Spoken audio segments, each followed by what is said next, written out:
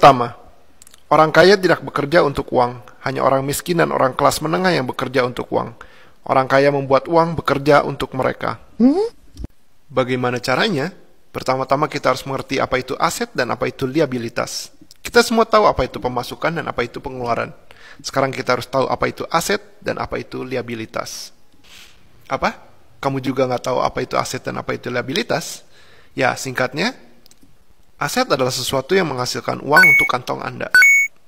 Dan liabilitas adalah sesuatu yang mengeluarkan uang dari kantong Anda. Mudah bukan? Baik, kita coba kuis mendadak. Sebuah rumah itu adalah sebuah aset atau liabilitas. Kalian punya waktu 5 detik untuk menjawab. Ya, apakah Anda bisa menebaknya? Jawabannya adalah bisa keduanya. Sebuah rumah yang dipakai untuk keperluan pribadi adalah liabilitas karena uang keluar untuk membayar listrik, pajak, air, dan biaya pemeliharaan. Rumah yang dipakai untuk disewakan atau usaha adalah aset karena menghasilkan uang. Dari kisah di awal, si orang yang mempunyai pemasukan besar, gajinya 80 juta, tapi kemana dia gunakan uangnya? Apakah ke aset atau ke liabilitas? Rumah dan mobil dia menghasilkan uangkah? Tidak, saudara-saudara, inilah jebakan untuk orang menengah. Mereka membeli liabilitas yang mereka kira adalah aset. Pelajaran kedua, melek secara finansial. Jadi kalian sudah tahu apa itu pemasukan dan pengeluaran. Dan Anda juga sudah tahu apa itu aset dan liabilitas. Mari kita belajar arus kas atau uang. Sering disebut dengan cash flow. Kita ada pemasukan, lalu ada pengeluaran, lalu ada aset, dan contoh aset adalah royalti, properti yang menghasilkan uang, deposito, bond, digital product, dan lain-lain. Aset akan memasukkan uang ke pemasukan.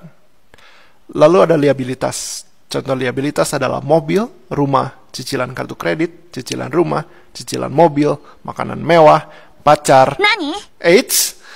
Tentu saja ini tergantung pacar Anda, maintenance-nya tinggi atau tidak. Liabilitas menambah pengeluaran.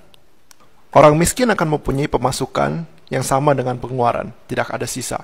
Orang menengah akan mempunyai pemasukan lebih besar, tapi sisa tersebut dimasukkan ke liabilitas yang mereka pikir adalah aset. Orang kaya akan langsung memasukkan atau sisihkan uang mereka ke kolom aset baru pengeluaran. Dan aset yang mereka masukkan, uang akan menghasilkan pemasukan yang kemudian akan dimasukkan lagi ke dalam aset, dan seterusnya. Inilah kenapa orang kaya makin kaya dan orang miskin makin miskin. Pelajaran ketiga, pikirkan bisnismu sendiri.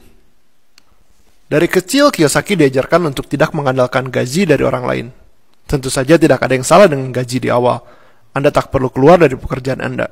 Tapi jangan sampai Anda ketergantungan dengan pekerjaan Anda. Sisihkan uang, waktu, dan pikiran untuk membuat bisnis Anda sendiri. Bisnis adalah sebuah aset. Tapi kan bikin bisnis sangatlah beresiko. Kalau saya gagal, saya bisa kehilangan semuanya. Betul sekali. Kalau gampang, semua orang sudah menjadi kaya raya. Dan di bisnis Anda pertama kali, kemungkinan besar Anda akan gagal. Sangatlah jarang orang sukses di bisnis pertamanya. Wah, bahaya dong. Tentu saja. Tapi lebih berbahaya kalau Anda tidak mencobanya sedini mungkin. Karena membangun bisnis memerlukan pengalaman.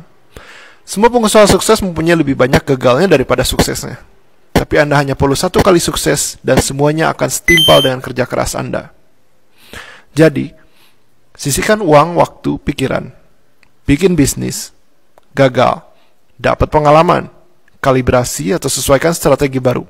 Sisihkan uang, waktu, pikiran. Lakukan terus hingga Anda sukses mempunyai bisnis atau aset.